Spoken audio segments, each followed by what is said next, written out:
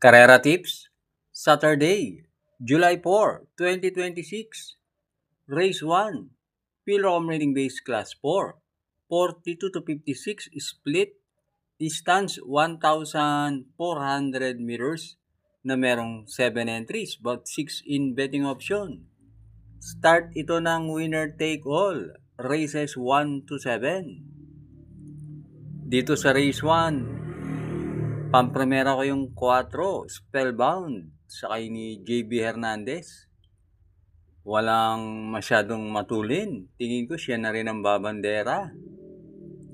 At panigundo ko yung couple entry na 2-2A, 911, sakay ni CP Henson at Instant Message, sakay ni JL Lazaro. Yan, dalawang yan. Merong 114 sa 12 sa PJC. At tingin ko parehas may panalo yan. Kaya panigundo ko yan. Kaya dito sa race 1, pampremera 4, Spellbound. Panigundo 2A, Instant Message. Race 2, Pilocom Rating Base Class 5, 17 to 41, split. Distance 1,400 meters na merong 10 entries. Start ito ng Peak 6, races 2 to 7. Dito sa race 2, pampremera ko yung G's. King Wash Pubcon, sakay ni CP Henson. Yan si King Wash Pubcon, merong 128.2 sa 1-4. At panigundo ko yung 2, Mirror of Justice, sakay ni JD Flores. Pag yan, napabayaan sa unahan, may panalo yan. At sasama kong pantersero yung 5, Goji Go, sakay ni JL Lazaro. Alam naman natin yan, pag inilaban ng koneksyon yan, malaki ang panalo niyan at angkop sa kanya ang distansya.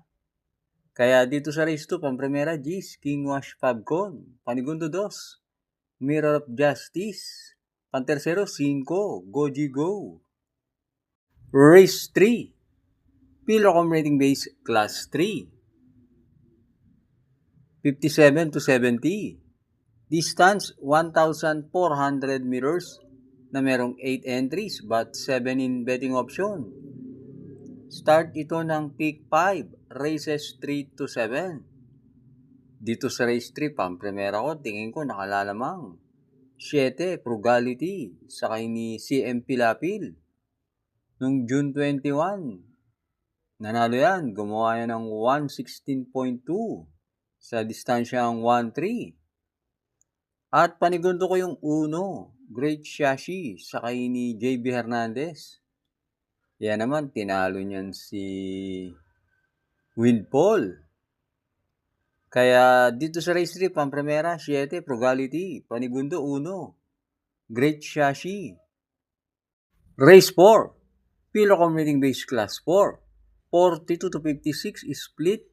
Distance 1,400 meters na merong 7 entries. Start ito ng Peak 4, races 4 to 7. Dito sa race 4, pampremera ko yung 7, Wild is the Wind, sakay ni AR Villegas. Sa isang 1,200 meter race na tersero yan at gumawa ng 113 sa 1-2. At panigundo ko yung 4, Be Kind, sakay ni JL Lazaro.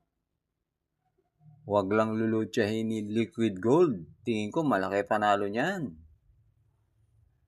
Kaya dito sa race 4, pampremera 7, Wild is the Wind.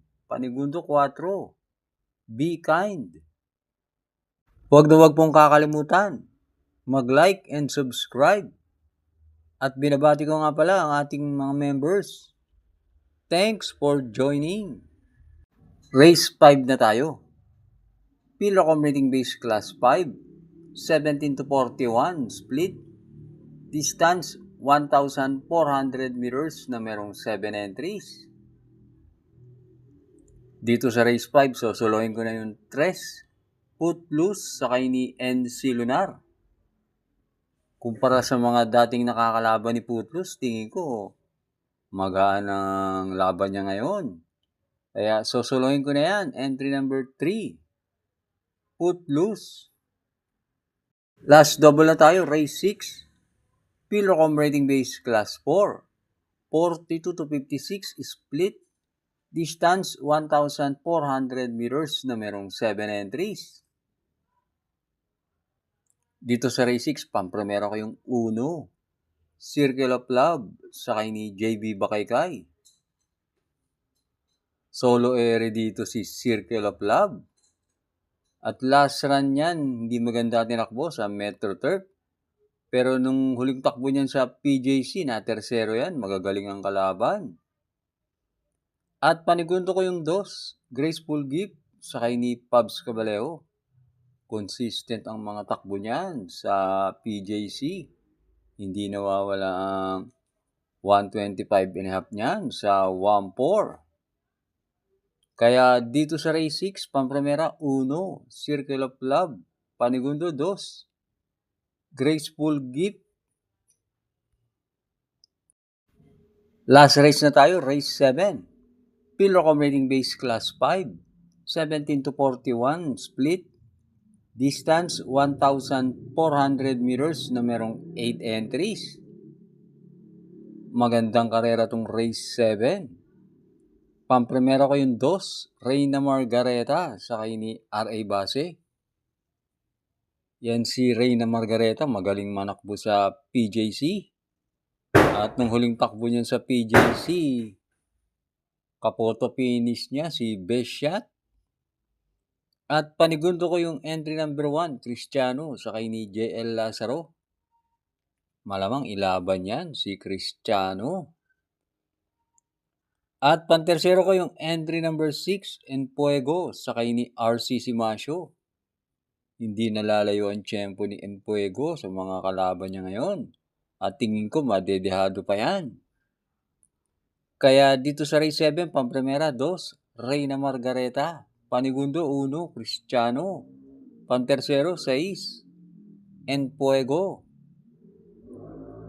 Thanks for watching, lalong-lalo na sa mga laging nakasubaybay. Good luck and happy racing sa inyo.